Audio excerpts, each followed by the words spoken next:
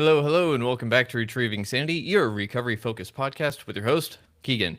Now, today we're going to make it a little bit of a short one because, well, I mean, it's just me, so I don't want to bore you, but I do want to dive into something that is, well, kind of, uh, how should I say, in the moment with myself and the situation that I'm in. But let me rewind just a little bit. What would happen if the career that you've been working at suddenly got bought out by some other people and they just didn't align with you and what you've been doing with your life outside of work? Well, I mean, that's kind of what happened to me at the last job I was at. And let me tell you, it's a scary road. But I mean, the thing is, they were sitting there and essentially wanting to change some things up. So let's see. I'm 5 years. I'm going on 5 years in recovery. Yay! But the thing is that those people that had just bought the company that I was working at were talking about, hey, let's go out for happy hour. And I was like, well, I'm going to have to miss that one. So in my head, I was like, I'm already going to set a bad precedence with these new people, new owners, quote unquote. And might I say, I really hate that word like that because the first thing I think of is like being walked around on a leash and shit. I don't know why, but I don't like that. So, bleh. Anyways, I was hearing them talk about, hey, we're going to go to Buffalo Wild Wings. And I was like, okay, if that's the case, I don't mind going because I can just sit there and eat food. You know, I can make them buy me some wings and just burn my face off while they try to talk to me and promptly ignore them. Well, one of them apparently had food poisoning from Buffalo Wild Wings. And so they said, nope, we're not going to go there because of that. And then promptly made the joke of, well, you can't get food poisoning from beer. And it took a lot to not make a comment right then and there, but I did make a comment the next day. But to my dismay, what happened was they all went out to a bar essentially that had food instead of a place that just had happened to have both. You know what I mean? So, what happened was they went to one place, stayed for several hours, not just an hour, because you know how drinking goes, it's never just one. And so they proceeded to go down to a place in the DFW known as Deep Ellum. And this is a place full of bars, full of nighttime activity, and proceeded to bar hop. So I was like, "Ooh, I'm glad I didn't go because it was a Thursday night." And I mean, last I checked, Thursday nights were for raves, not bar hopping. But who am I to talk anymore, right? So I heard about this and was like, "Oh, well, that's good that I didn't do that." But I didn't hear about that until after the fact that they decided to lay me off.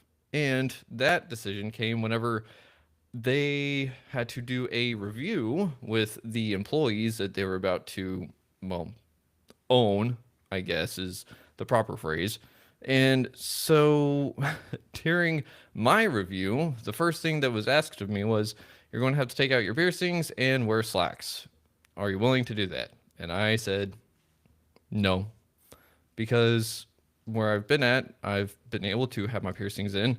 And even though at first there was a little bit of pushback and being told like, hey, that's not very professional, it's like, well, there's plenty of other people in offices and receptionists that have facial piercings, so what does it matter for me? You know, and then I was told, okay, it's fine for the eyebrows. And I was like, okay, cool. And then it's fine for the lip. So I was like, okay, cool. So to me, that was long gone. And that was from the previous owners too. We were allowed to have more agency over ourselves. And for me, having some self agency is paramount for my recovery. So being asked to change myself to just even for 8 hours a day was not really worth it. You know, I'd rather be whole instead of fractured on the inside. And I'm working on healing those traumas of making myself small so other people can be comfortable. I'm done with it. I'm not doing it anymore. And that apparently made them think that I had a bad attitude. And come to find out that I was actually the person that got the most compliments out of the other people that we worked with, and they didn't care. They said that my non-compliance for non-conformity was a bad attitude, and I was going to spoil it for everyone. Well, uh, sorry, I just remembered that I was also told that after all of that, the weekend of, everyone got super sick. So I dodged like two bullets there. But the thing is, I knew that whenever we were going to be sitting there and essentially get super busy, which don't get me wrong, being busy is a good thing in some terms, but whenever you're already running a skeleton crew, it's not necessarily the best. Whenever you decide to pick up about 300 different machines, from my understanding, and then just want to add even more from sales and everything, it's a lot. And our crew was not really ready for that, in my opinion. But again, what do I know? I'm not the logistics manager. Anyways, I digress. So it was going to interrupt a lot of work. During the review, I let them know, hey, I have a recovery podcast going, and I'm not about to have like it sidelined for this job, because to me this means more to, well, just the world. I don't like necessarily driving around wasting gas. I don't like sitting there and having to do quality checks and wasting a ton of paper. So it was kind of misaligned for me anyways. But I didn't really have a choice at first whenever I first got that job, because it was the same job that I got while I was still in rehab, and I had been running with it, and it is also the longest time I've been at a single company, and just rising up and doing what I do best, being me and working to make others, well, happier. So it was really a big letdown whenever I got laid off. And boy, let me tell you that it is scary, but that's part of the deal, right? Recovery tells me that I have to be true to myself, because if I'm not true to myself, then I let other things come on in that try to take precedence, try to take control, and ultimately will lead me back down a path probably no return.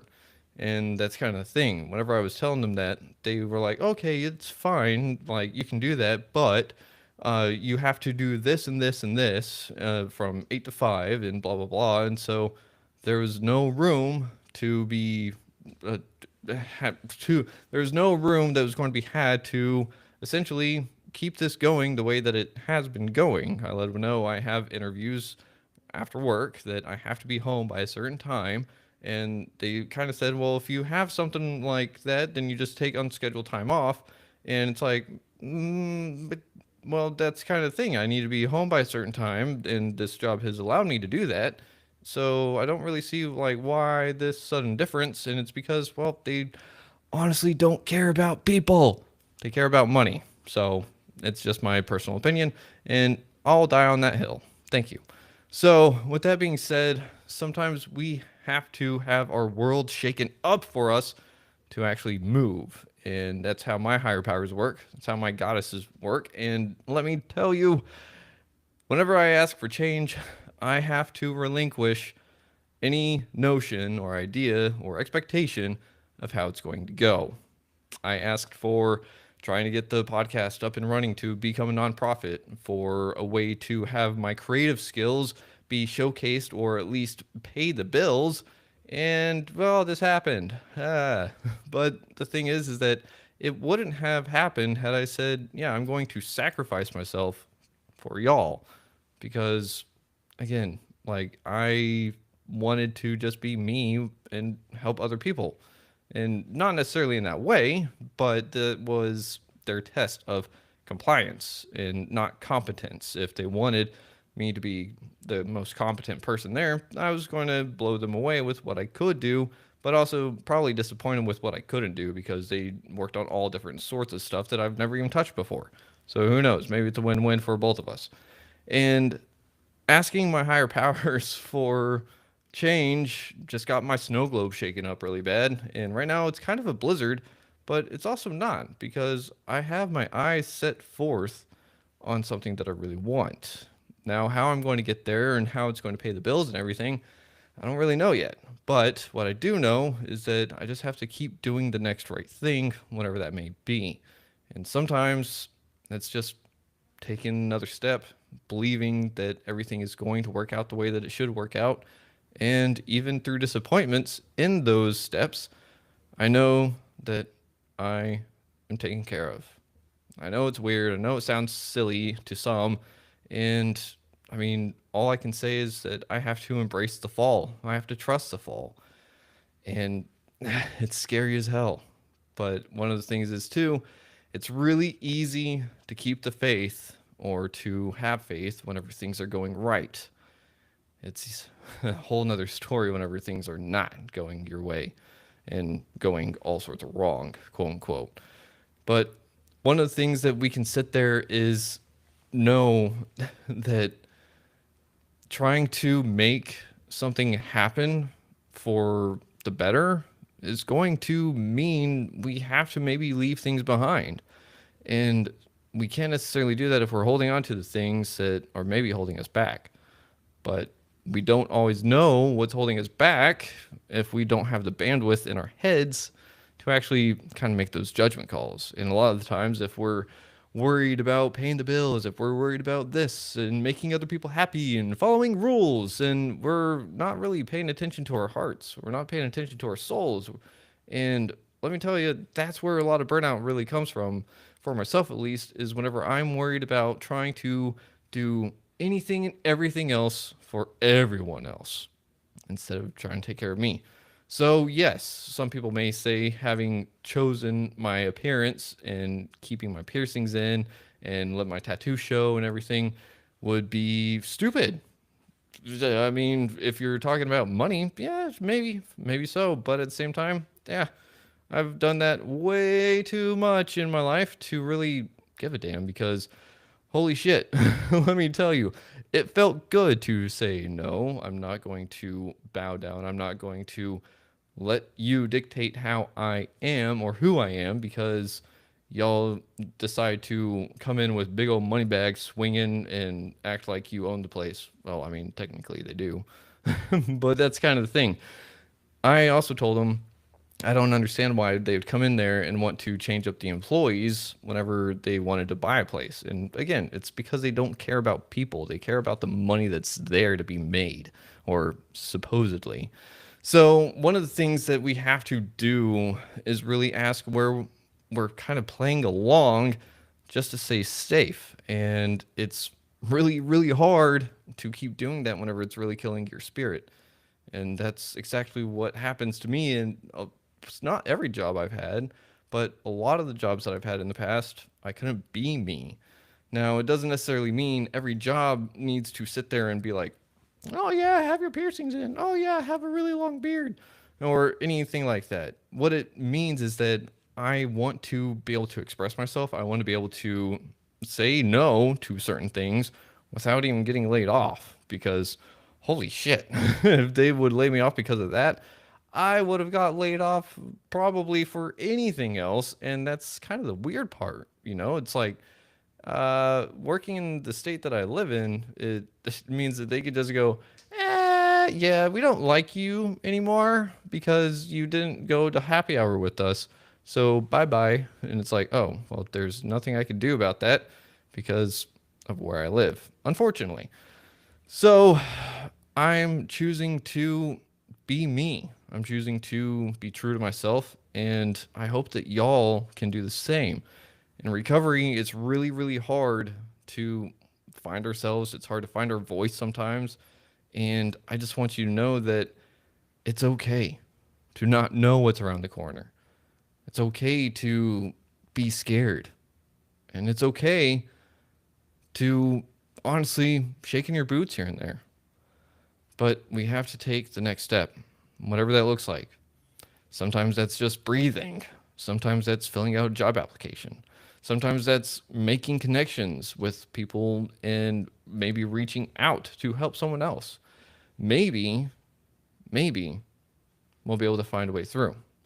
And we will, so long as we keep going. The light at the end of the tunnel doesn't have to be on fire, even though it may look like it. By the time we get out of that tunnel, It's usually a bonfire with everyone around it celebrating our success, having made it through the dark places in the first place. So I just want you to say to yourself that I am enough, I am worthy of being me, and I deserve to be happy. Because in the end, that's all we really want at the end of the day, is just to feel like we are enough, that we are deserving of this life and of love. And I believe in you, and I hope you can believe in you. But if you can't believe in you, I'll believe in you for you until you can. So we're going to keep this one nice and short tonight. So I hope you have a wonderful rest of your Friday night. And I hope that you just, oh, yeah, tomorrow's Valentine's Day. So if you're out there, say hello to your loved ones. If you got a loved one that has a birthday, wish them a Merry Womb Evacuation Day to the mortal plane of existence from yours truly. And we'll see y'all in, well, probably tomorrow, because every time I say this, the person cancels. So I'm not saying it anymore. I said that last time, and it happened again. So forgive that. Forgive that. You know what I mean. Anyways, with that being said, stay sober, stay sovereign, and stay tuned, and we'll see y'all in the next one. Much love. Schlan. And stop.